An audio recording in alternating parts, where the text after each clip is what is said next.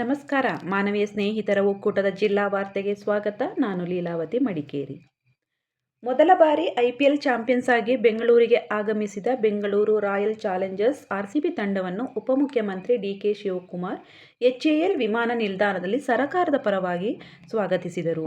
RCB ತಂಡಕ್ಕೆ ರಾಜ್ಯ ಸರ್ಕಾರ ಇಂದು ವಿಧಾನಸೌಧ ಮುಂದೆ ಭವ್ಯವಾದ ಅಭಿನಂದನಾ ಸಮಾರಂಭ ಆಯೋಜಿಸಿದ್ದು, ಮುಖ್ಯಮಂತ್ರಿ ಸಿದ್ದರಾಮಯ್ಯ, ಉಪಮುಖ್ಯಮಂತ್ರಿ ಡಿಕೆ ಶಿವಕುಮಾರ್, ಸಚಿವರು, ಶಾಸಕರು, ರಜತ್ ಪಟೇದಾರ್ ನೇತೃತ್ವದ ತಂಡವನ್ನು ಸನ್ಮಾನಿಸಿದ್ದಾರೆ. ಐಪಿಎಲ್ ಕಪ್ ಜಯಿಸಿ ತವರಿಗೆ ಮರಳಿರುವ ಆರ್ಸಿಬಿ ತಂಡಕ್ಕೆ ಬೆಂಗಳೂರಿನಲ್ಲಿ ಅಭಿಮಾನಿಗಳಿಂದಲೂ ಅದ್ದೂರಿ ಸ್ವಾಗತ ದೊರೆತಿದೆ.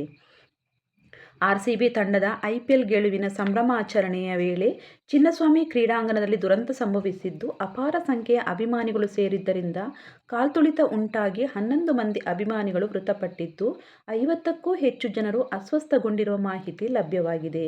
20ಕ್ಕೂ ಹೆಚ್ಚು ಜನರಿಗೆ ಗಂಭೀರವಾಗಿ ಗಾಯಗೊಂಡಿದ್ದಾರೆ. ಜನರನ್ನು ನಿಯಂತ್ರಿಸಲು ಪೊಲೀಸರು ಹರಸಾಹಸ ಪಡುವಂತಾಗಿದೆ. ಕರ್ನಾಟಕದ ಸುಧಾರಣೆಯ ಹರಿಕಾರರು, ಶಿಕ್ಷಣ ತಜ್ಞರು, ಸಂಗೀತ ಆರಾಧಕರು, ಅನ್ನದಾತರೂ ಆಗಿದ್ದ ರಾಜಶ್ರೀ ನಾಲ್ವಡಿ ಕೃಷ್ಣರಾಜ ಒಡೆಯರ್ ಅವರ ಜನ್ಮಜಯಂತಿಯನ್ನು ಮೈಸೂರಿನ ಮಹಾರಾಜ ಕಾಲೇಜಿನಲ್ಲಿ ಇಂದು ಆಯೋಜಿಸಲಾಯಿತು. ಈ ಸಂದರ್ಭ ಸುಂದರ ನಗರವನ್ನು ಸ್ವಚ್ಛವಾಗಿರುವಂತೆ ನೋಡಿಕೊಳ್ಳುತ್ತಿರುವ 3,500 ಪೌರ ಕಾರ್ಮಿಕರಿಗೆ ದಿನಸಿ ಸಾಮಗ್ರಿಗಳನ್ನು ವಿತರಿಸಲಾಯಿತು. ಜಿಲ್ಲಾಡಳಿತ, ಜಿಲ್ಲಾ ಪಂಚಾಯತ್, ಜಿಲ್ಲಾ ಕಾನೂನು ಸೇವಾ ಪ್ರಾಧಿಕಾರ, ಪೊಲೀಸ್ ಇಲಾಖೆ, ಅರಣ್ಯ ಇಲಾಖೆ, ಜಿಲ್ಲಾ ನಗರಾಭಿವೃದ್ಧಿ ಕೋಶ, ವಾರ್ತಾ ಮತ್ತು ಸಾರ್ವಜನಿಕ ಸಂಪರ್ಕ ಇಲಾಖೆ, ಶಾಲಾ ಶಿಕ್ಷಣ ಇಲಾಖೆ, ನಗರಸಭೆ ಮಡಿಕೇರಿ, ವಕೀಲರ ಸಂಘ ಭಾರತ ಸ್ಕೌಟ್ ಮತ್ತು ಗೈಡ್ಸ್ ಜಿಲ್ಲಾ ಸಂಸ್ಥೆ, ಕರ್ನಾಟಕ ರಾಜ್ಯ ವಿಜ್ಞಾನ ಪರಿಷತ್, ಕೊಡಗು ಜಿಲ್ಲಾ ಸಮಿತಿ, ಮಡಿಕೇರಿ ಜನರಲ್ ತಿಮ್ಮಯ್ಯ ಪಬ್ಲಿಕ್ ಶಾಲೆ ಹಾಗೂ ಕರ್ನಾಟಕ ರಾಜ್ಯ ಮಾಲಿನ್ಯ ನಿಯಂತ್ರಣ ಮಂಡಳಿ ಇವರ ಸಂಯುಕ್ತ ಆಶ್ರಯದಲ್ಲಿ ಜೂನ್ 5ರಂದು ಬೆಳಿಗ್ಗೆ 10:30 ಗಂಟೆಗೆ ನಗರದ ಫೀಲ್ಡ್ ಮಾರ್ಷಲ್ ಕಾರ್ಯಪ್ಪ ವೃತ್ತದ ಬಳಿ ಇರುವ ಗಾಂಧಿ ಭವನದಲ್ಲಿ ವಿಶ್ವ ಪರಿಸರ ದಿನಾಚರಣೆ ಜಾಗತಿಕವಾಗಿ ಪ್ಲಾಸ್ಟಿಕ್ ಮಾಲಿನ್ಯವನ್ನು ಕೊನೆಗೊಳಿಸಿ ವಿಷಯದಡಿ ಕಾರ್ಯಕ್ರಮ ನಡೆಯಲಿದೆ.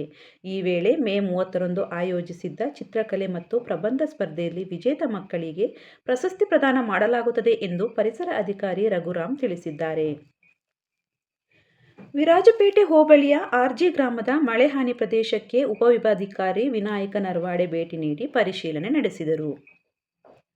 ಕೊಡಗು ಪ್ರೆಸ್ ಕ್ಲಬ್ 2024-25ನೇ ಸಾಲಿನ ವಾರ್ಷಿಕ ಮಹಾಸಭೆ ಹಾಗೂ ವಾರ್ಷಿಕ ಪ್ರಶಸ್ತಿ ಪ್ರದಾನ ಸಮಾರಂಭ ಜೂನ್ 8ರಂದು ನಗರದ ಪತ್ರಿಕಾ ಭವನದಲ್ಲಿ ನಡೆಯಲಿದೆ ಎಂದು ಕೊಡಗು ಪ್ರೆಸ್ ಕ್ಲಬ್ನ ಪ್ರಧಾನ ಕಾರ್ಯದರ್ಶಿ ಎಂಕೆ ಆದರ್ಶ್ ತಿಳಿಸಿದ್ದಾರೆ. ಪಿಂಚಣಿ ಅದಾಲತ್ ಸಭೆಯು ಜೂನ್ 9ರಂದು ಅಪರಾಹ್ನ 12 ಗಂಟೆಗೆ ಕೊಡಗು ಅಂಚೆ ವಿಭಾಗದ ವಿಭಾಗೀಯ ಕಚೇರಿ, ಸಿದ್ದಾಪುರ ರಸ್ತೆ, ಅಶೋಕಪುರದಲ್ಲಿ ನಡೆಯಲಿದೆ.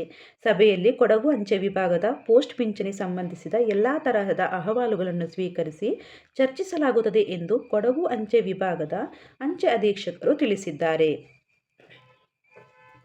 ಕನ್ನಡದ ಖ್ಯಾತ ಕವಿ, ಸಾಹಿತಿ ಎಚ್.ಎಸ್.ವಿ ಎಂದೇ ಮನೆಮಾತಾಗಿದ್ದ ತೂಗುಮಂಚದ ಕವಿ ಎಚ್.ಎಸ್. ವೆಂಕಟೇಶಮೂರ್ತಿಯವರಿಗೆ ಚೇರಂಬಾಣೆ ಗೌಡ ಮಹಿಳಾ ಒಕ್ಕೂಟದ ವತಿಯಿಂದ ಶ್ರದ್ಧಾಂಜಲಿ ಸಲ್ಲಿಸಲಾಯಿತು.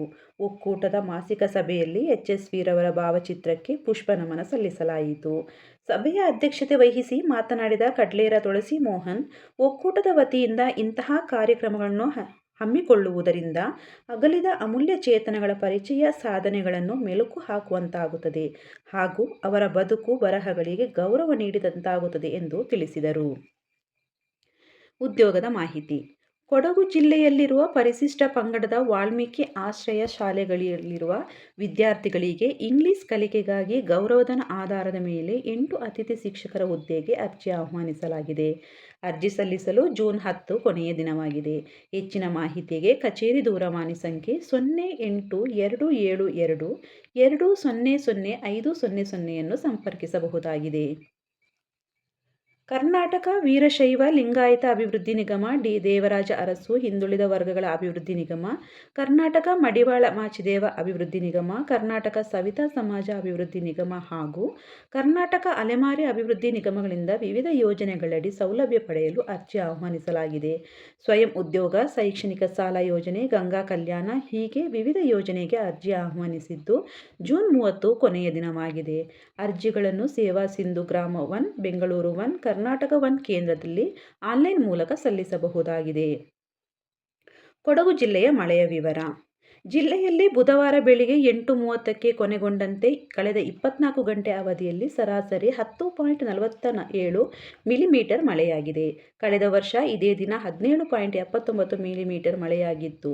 ಜನವರಿಯಿಂದ ಇಲ್ಲಿಯವರೆಗೆ ಮಳೆ 779.90 ಮಿಲಿಮೀಟರ್, ಕಳೆದ ವರ್ಷ ಇದೇ ಅವಧಿಯಲ್ಲಿ 357.37 ಮಿಲಿಮೀಟರ್ ಮಳೆಯಾಗಿತ್ತು. ಇಲ್ಲಿಗೆ ಜಿಲ್ಲಾ ವಾರ್ತೆ ಮುಕ್ತಾಯವಾಯಿತು. ನಮಸ್ಕಾರ.